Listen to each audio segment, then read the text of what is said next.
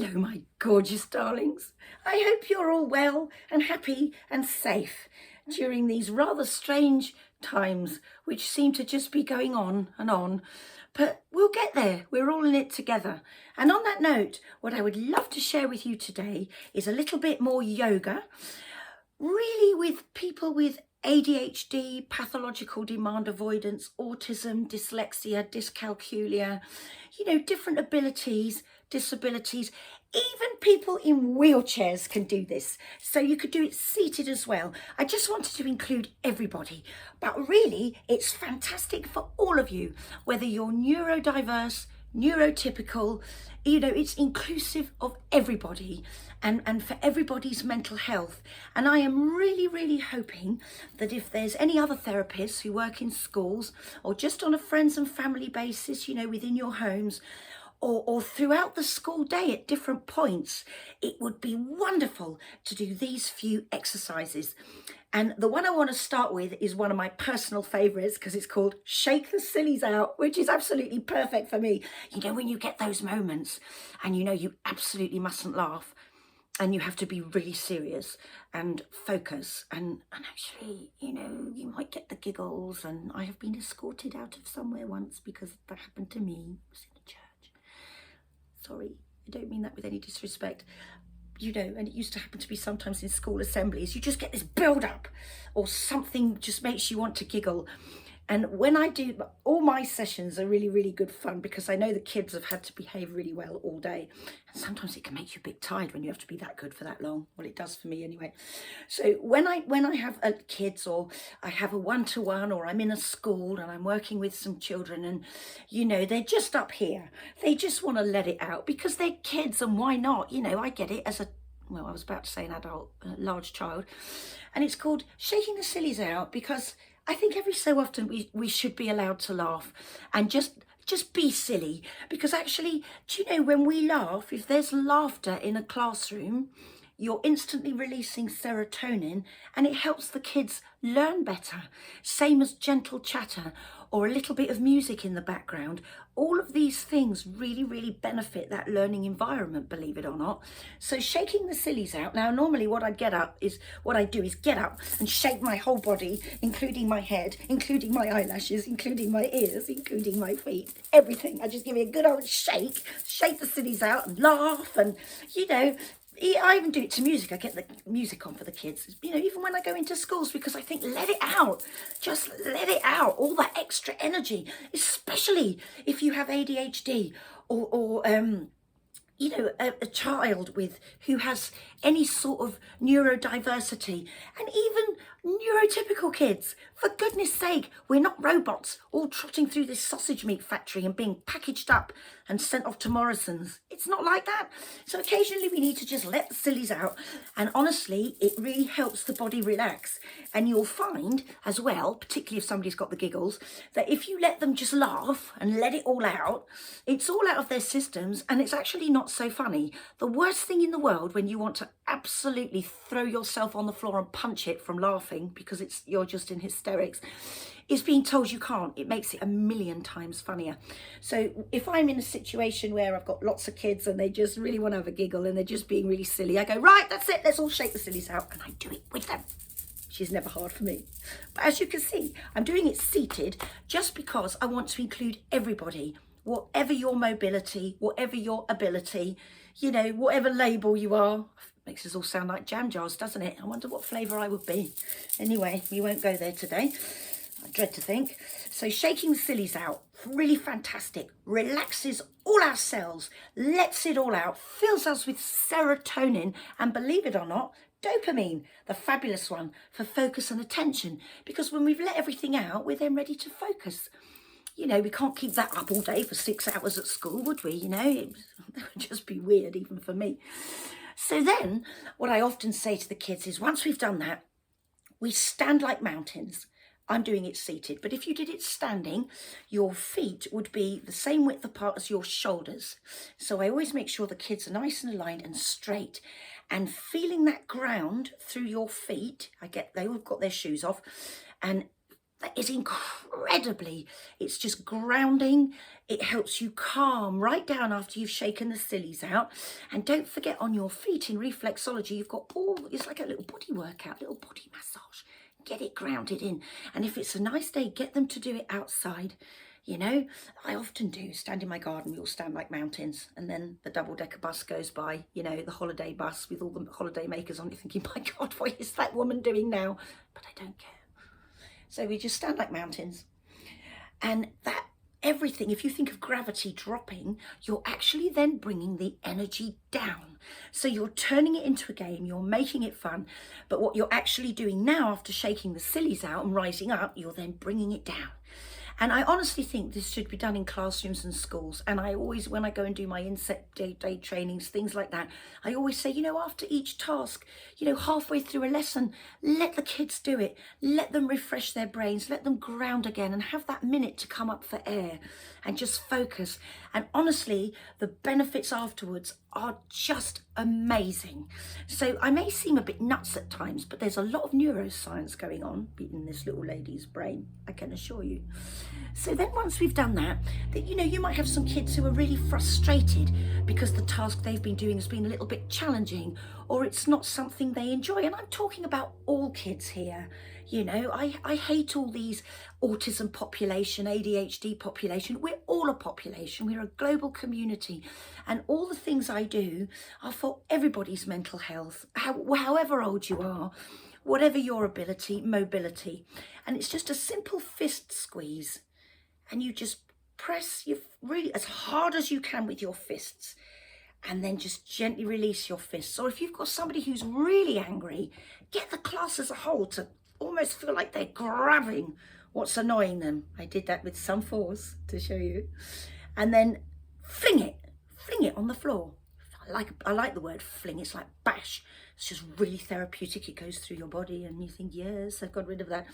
So just fist squeeze and then fling it. And honestly, it gets rid of tension, stress and tension.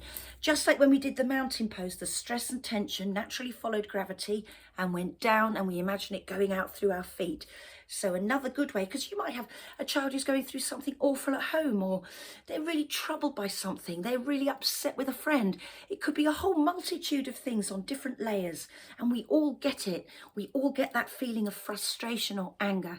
So it's how to manage that while we're at school or in the workplace.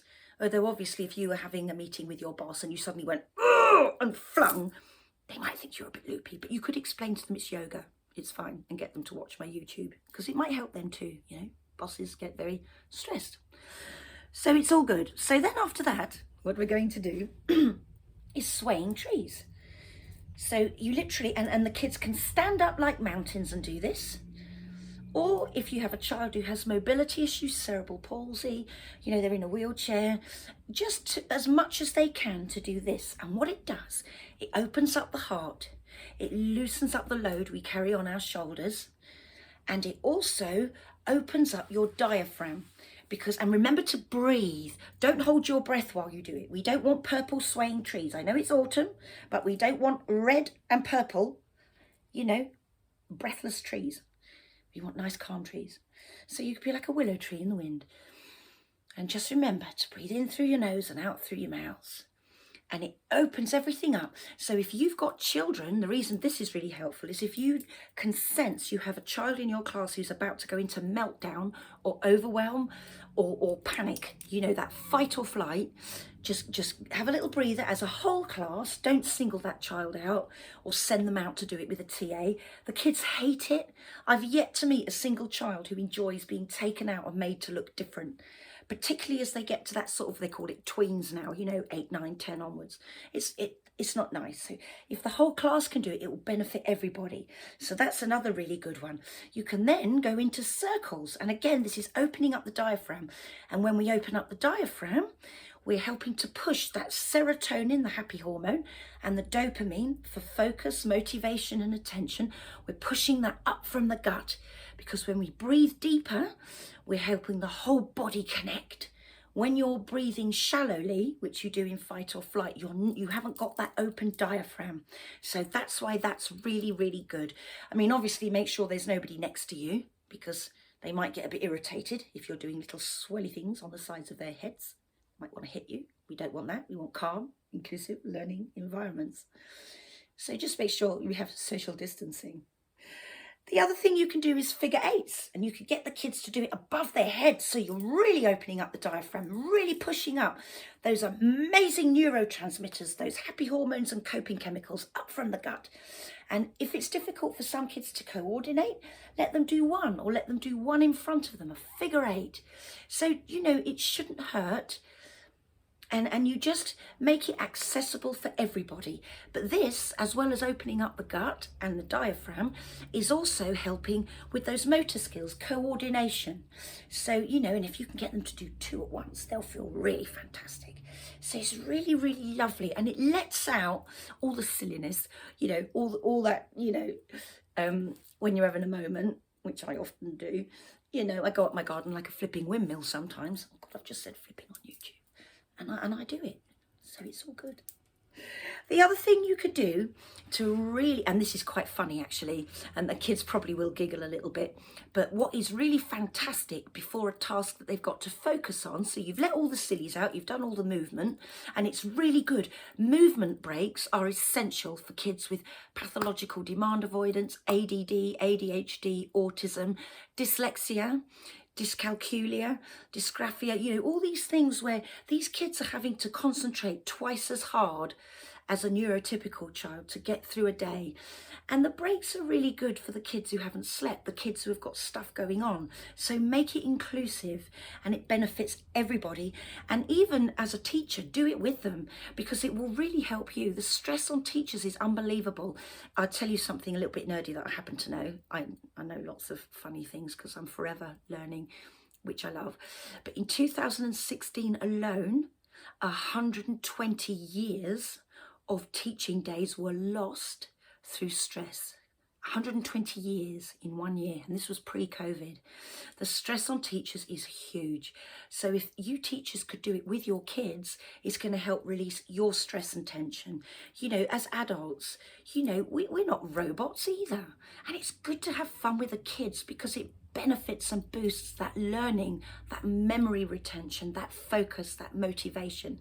So the last thing we're going to do, and the kids might get the giggles, and obviously you can't do it if you've got a blocked nose, for obvious, I'm going to show you why in a minute, because the last thing you want to do is whack someone on the back with a huge bogey. That would just be dreadful, or laminate the person next to you. No, if anybody's got a cold, don't do this one.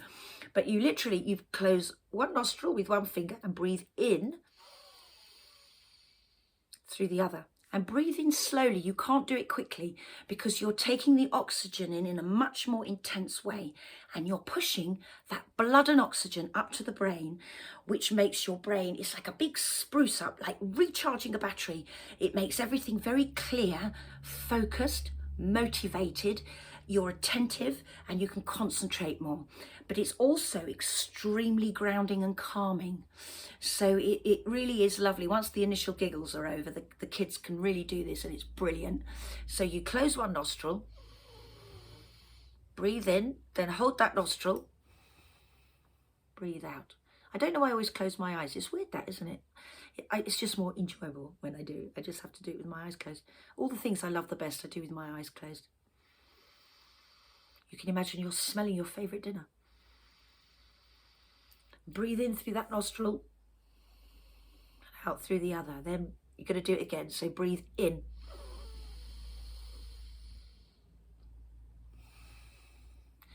And by doing that, you're actually balancing the brain as well. And because you're using both your fingers and all the muscles relate to the brain as well, it helps with coordination, those motor skills, balancing the brain. So, you could do all of those in a 5-minute movement break, which would benefit the whole classroom or benefit your family if you're just at home and different people are kicking off because they have had different things going on in their day. Do these things. You could turn it into a game if you're at home, and you've got more time to do it. Turn it into lucky dips, little treasure hunts around the houses, or I Spy. So for kids who find it hard to sit and concentrate, put it into games at home and do it with them. Don't ever do things for kids. Always do it with them. They love it. I remember when I was little, I loved nothing. Well, I'm still little, you know what I mean? Younger little. I used to love it when my parents sat and played games with me. It was just the best feeling ever. It was so exciting that an adult would do that. So do it with them and you'll get the benefits too. But if you could use these as movement breaks, whether you're a therapist or a teacher, I am really happy for you to share this. This is why I share all this stuff for free. You know, I hate this business of being so protective about our knowledge and not sharing it. We're in times where we, you know, more than ever, we need to reach out. We are in it together. And I'm really, really, really happy. This is why I share it for anybody, whether it's on a friends and family basis or you're a professional, to add it to what you do, you know, with my blessings, please. You know, I love it. I love sharing, as you probably gathered, you know, over 100 videos later. Anyway, my darlings, I'm going to stop there because once again, it's turning into a TV show or a little documentary. I don't want you to lose the will to live. I hope you enjoy those things. Everybody can access them. Even if you're ill in hospital, you can access them and do them, providing you're not hooked up with a million wires, obviously. But, you know, there's ways around everything. I'm a very tenacious little lady, and I always like to include everybody in what I do. Absolutely everybody. So have a great week, everybody. Oh, yeah, that was it. If you like what I do or you feel it would benefit anybody that you know, I don't make any money from this YouTube channel. I do it every single Monday completely for free, just to keep in touch with you all, you know, because I care. And, you know, if you do like it, you know, the little like, can you do me one? I love you forever. And if you really think what I do is okay, or you'd like to share it with somebody else, it would be lovely if you could subscribe. It would just make my day when that little number goes up bit by bit. I love it because it means what I'm sharing is of value. You know, it's not for any egotistical reason. It just means, oh, that's good. I've touched a couple more lives. So yeah, hit the subscribe button. I hate it when people say that, but it'd be really delicious if you did. Anyway, my darlings, have a wonderful week and I will see you very, very soon. And if any of you want to look up anything I've shared today or know a little bit more about the neuroscience behind all the laughter and the fun, if you log on to Anna Kennedy online, www.annakennedyonline.com.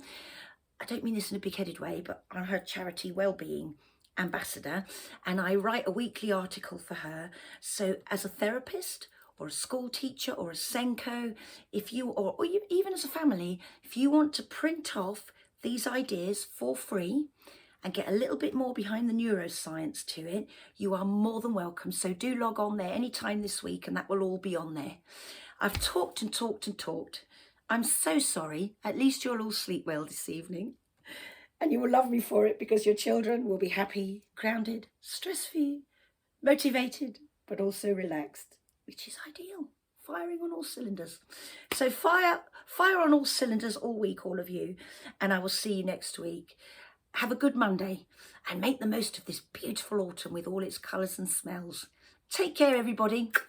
Bye-bye.